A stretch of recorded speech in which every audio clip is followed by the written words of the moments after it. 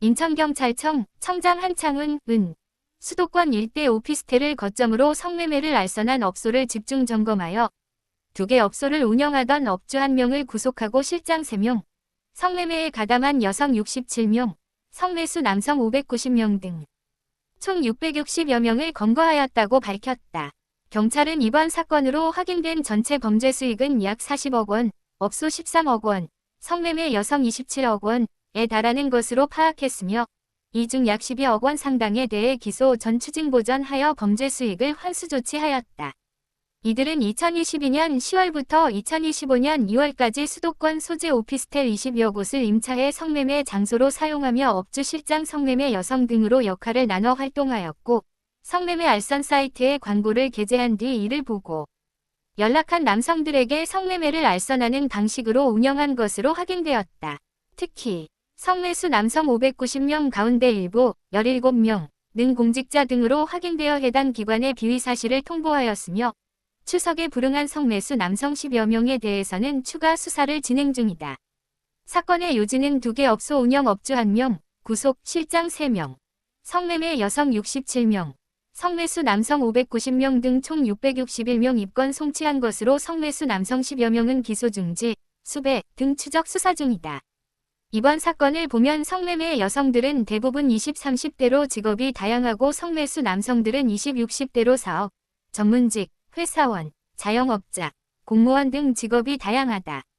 이번 검거에는 경찰, 검찰 등 사정기관 공무원은 없는 것으로 밝혀졌다.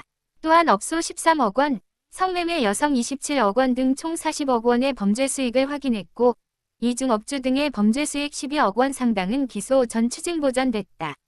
이번 사건의 적용 법조는 성매매처벌법 제19조 제2항 성매매 알선, 7년 이하 징역 또는 7천만 원 이하 벌금, 같은 법 제21조 제1항 성매매, 1년 이하 징역 또는 300만 원 이하 벌금이다.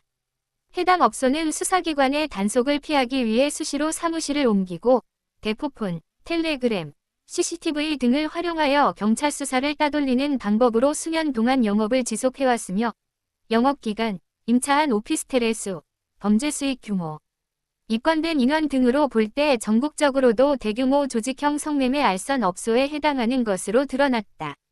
성매매에 이용된 오피스텔은 일반 주거용 건물로 외부에 간판을 설치하지 않고 사전 예약한 남성들에게 문자, 카톡, 텔레그램 등으로 입실 시간과 호실을 안내하면 미리 대기하고 있던 여성이 성매매에 가담하였으며 성매수자, 정보, 나이, 직업, 인상차계, 신체 특징, 성격 등을 체계적으로 관리하고 성매매 대금을 현금으로 수수하는 등 조직적으로 운영한 혐의가 확인되었다.